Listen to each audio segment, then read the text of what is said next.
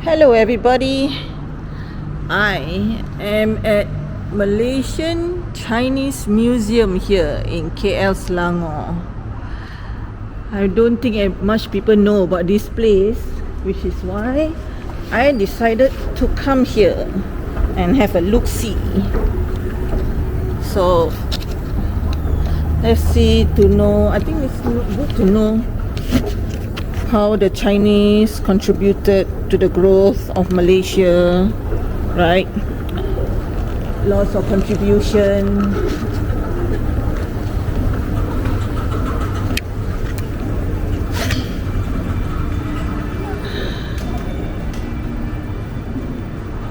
This is Malaysian Chinese Museum, where the entry is so nice. So the ticket is 20 ringgit and local and foreigner is the same price, right? Yeah, so it's the same price. Okay, thank you. And you're open only on Thursday to Sunday. Yeah, okay. And public holiday also open. Okay. Okay, thank you. So For the Malay one, Bahasa Malaysia and English one. I prefer English. Thank you. Okay. Yeah. Okay, so if you come to KL Selangor, you can come here, pay a visit to Malaysian Chinese Museum. Like I mentioned, the opening days is on Thursday to Sunday, and it is I think start at 10 o'clock to 5 o'clock, and buy the ticket. The ticket is all the same price for local and foreigner. Adult is 20 ringgit. So let's go in.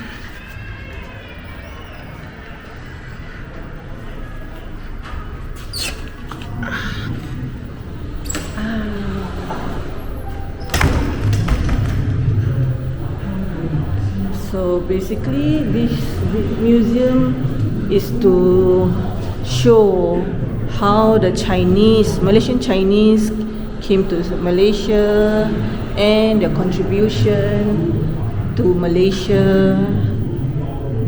There's an exhibition room.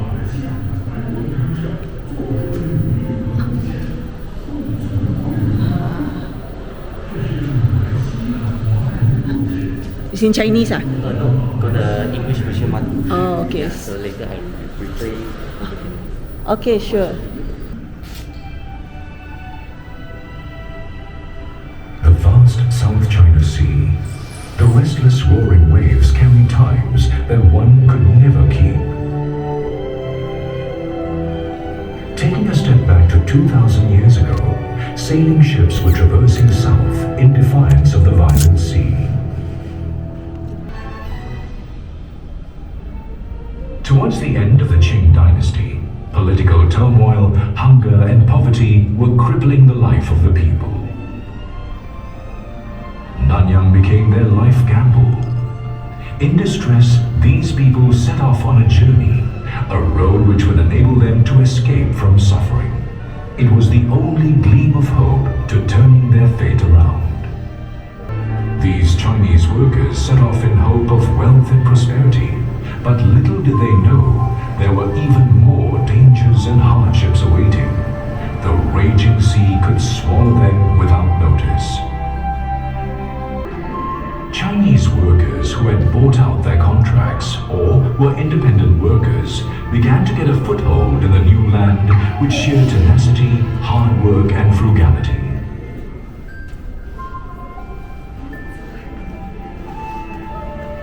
Those who were good in business became successful.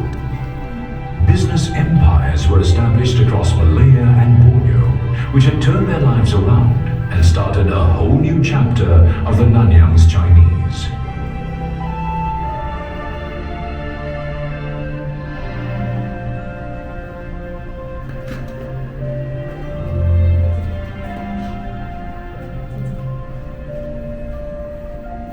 Under the wheel of time, the Chinese in Nanyang had experienced countless trials, then settled down and multiplied.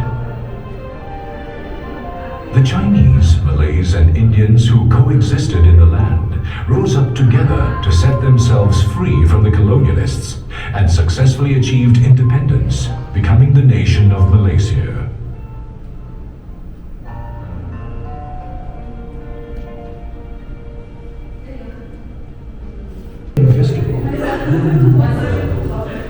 Okay. So Cheng Ho, history of Cheng Ho voyage and the Chinese migration.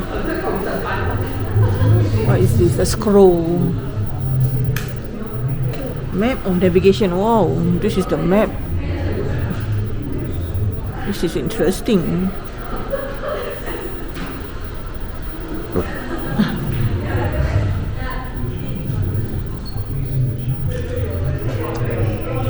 Oh, by the way, there are costumes over here that you can rent to put on, you know, so that you can feel, I guess.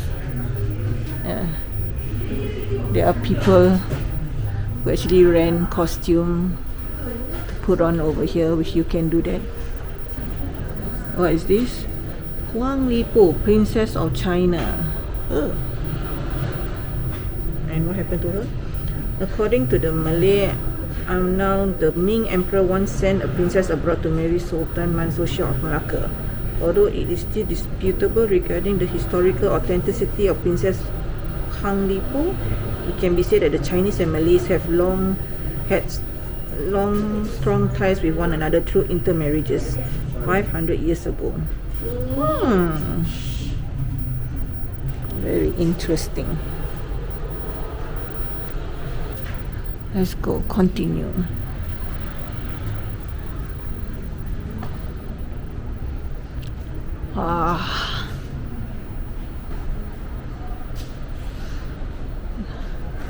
Out of hunger and civil war, the Chinese were in pursuit of better life overseas.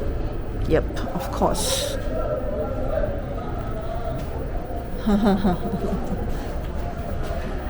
Chinese food.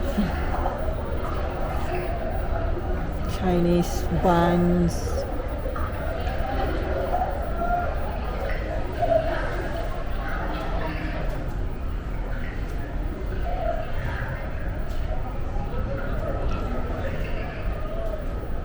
The overseers of coolies. The overseers managed the porters at port area. Each porter was given a bamboo chip every time they finished loading and unloading the goods. Bamboo chips were used to calculate their wage. The overseers earn commission from each porter or coolie. Interesting.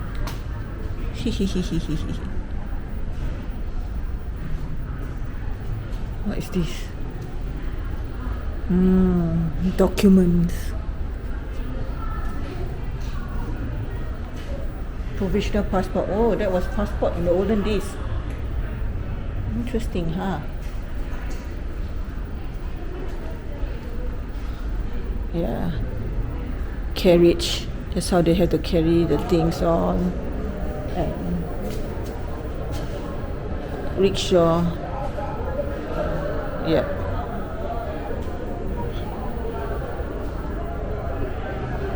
Olden days, rickshaw. Pulley. No, it's a pulley.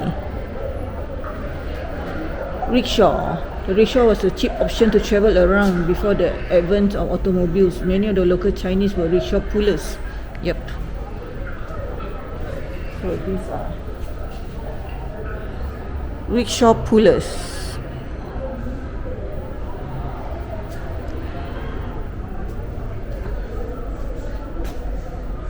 I guess this is how they stay. The living conditions they had to put up with. Simple life. I guess people the olden days were much smaller. It's very small.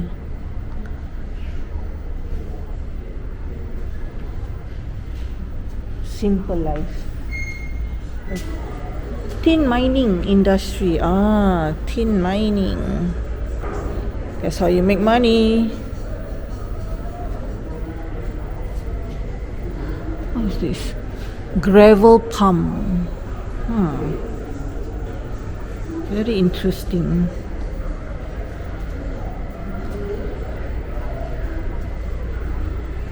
Who is this?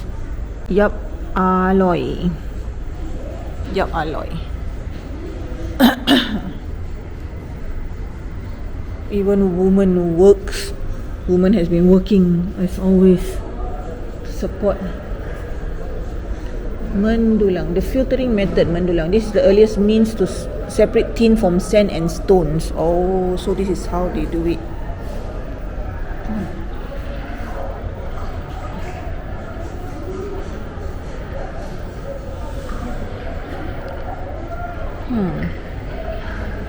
Opium. Some of the coolies had succumbed to their stressful life and were thus addicted to drugs. Yep. Rubber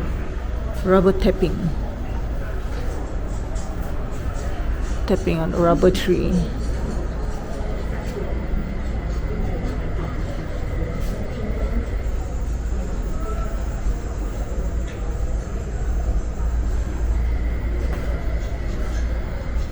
So they tap the rubber over here, and that's where the rubber all will go down to.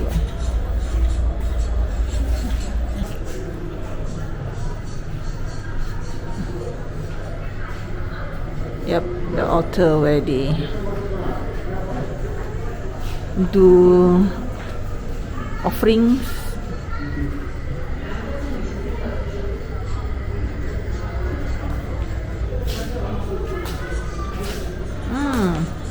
This is for the bride.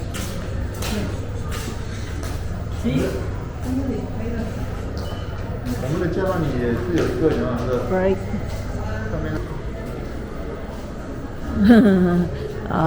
Making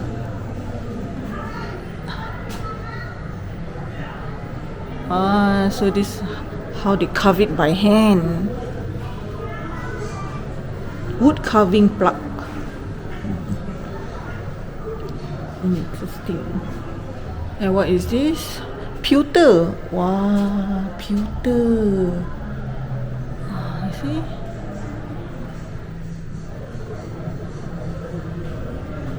Nice. Teapot. Tin. Royal Selangor. So pewter. Malaya was known for her tin mines in the early times. Okay, Royal Selangor. Founded by Nyok Fu Pewterware Workshop in 1885 by Yong Kun from Swato, Guangdong Province. Ritual tools and household goods were manufactured. He started producing beer glassware, ashtray for you. Then his third son, Ping Kai, founded Selangor Pewter, and the company has emerged as the largest pewterware manufacturer in the world. In 1992, the company received endorsement from Sultan Salahuddin of Selangor and was then renamed as Royal Selangor. Very interesting.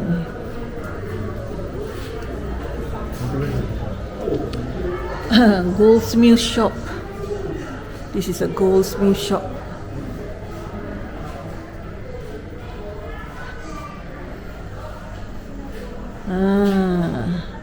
I guess, I don't know, making gold, designing gold, or goldsmith. Okay. Metal worker who specializes in working with gold and other precious metals. Before 1950, goldsmith shops were mostly locally located in Penang. After 1950, many of the shops moved to across the streets. That's good. Fortune tellers.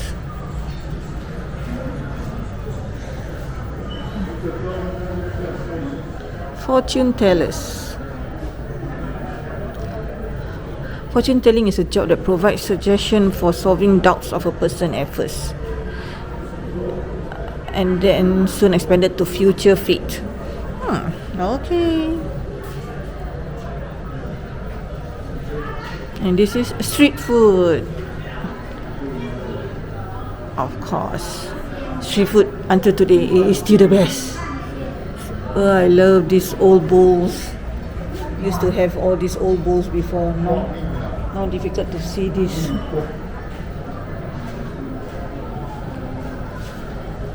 Herbal tea, liang teh. That's what my grandmother every time like to drink. My grandmother like to drink that every time. Liang teh. She will go and buy or she will cook, do it herself. Bring back memories. Look at this. Street food. I'm glad to see in Malaysia till today they still have it. So, oh, this is a barber shop. Olden days barber. Look at this, everyone. This is a barber shop. Look. Traditional barber. Yes.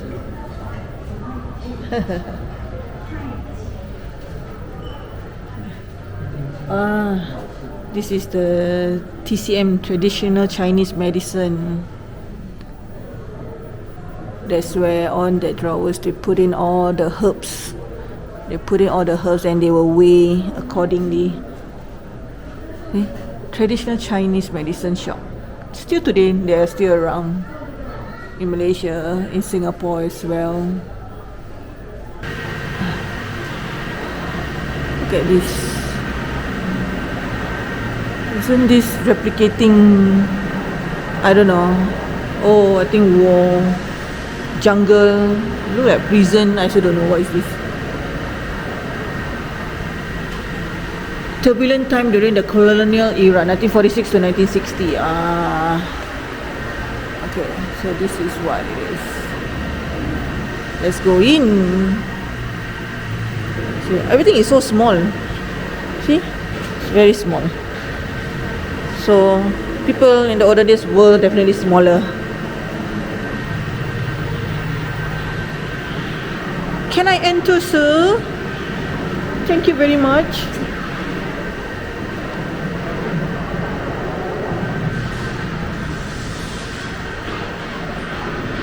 Stop. Home guard checkpoint.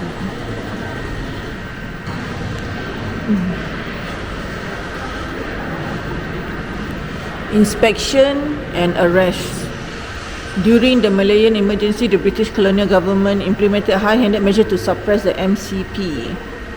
This resulted in innocent killing, arrest and home burning of the local Chinese.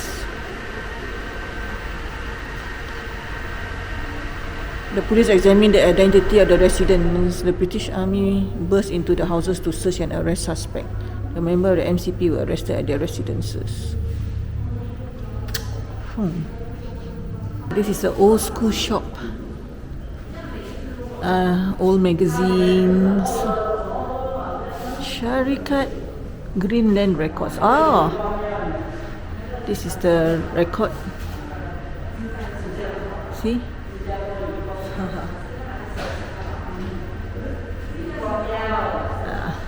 These biscuits. It's the olden day shop.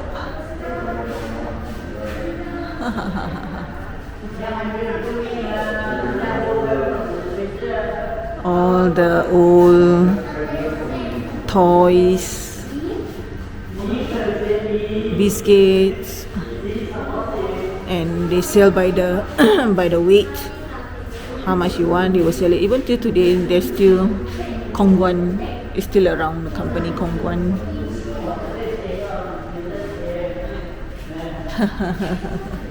Look at all these toys. This is called tikam tikam. This is called tikam tikam. But you pay and then you take one and then you spend on your luck. See what did you win. Interesting. Newspaper.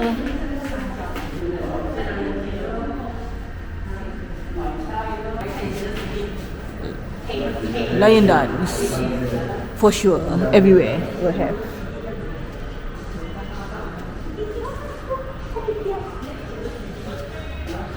Wow.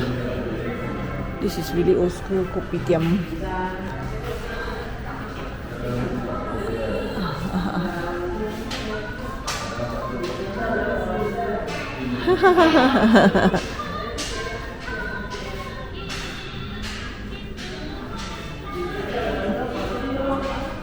Kopitiam. Traditional kopitiam. See? Yep. Until now, Until now, I think they still have it. Of course not. I'd rather go to this kind of kopitiam than cafe.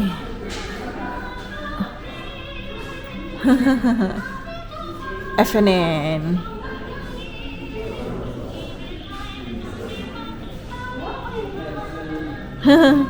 All the sweets.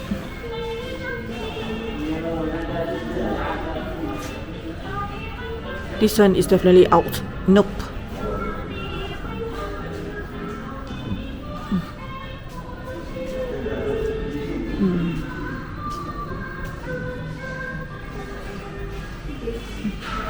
An altar for prayer. Look at a traditional house. You can go up the stairs, the house over there. Look at the traditional chair, old school chair, table. Yep, these were the cups that we use Chinese New Year celebration.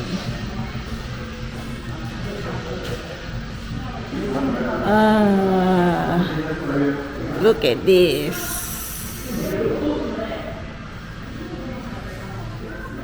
People selling food by the street. Then cool. Then this is where people buy. The buyers will eat over here. See?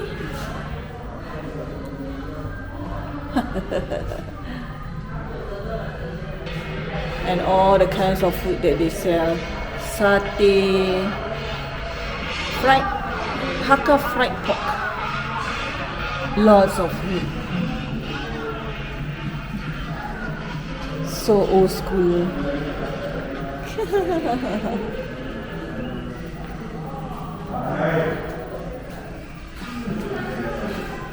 And a school. So see, this is how the school is. Look at the chair, so small. Tables and chair, so small, the chair.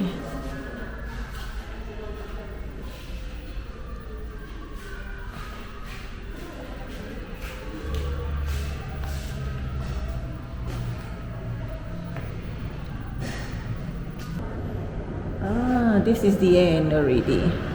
So if you are in KL, Selangor, don't just go to shopping or Petronas Tower, KL Tower or shopping mall. Do come to Malaysian Chinese Museum. Okay, it's about half an hour drive from Bukit Bintang and definitely worth it. Okay everyone, thank you for watching to the end.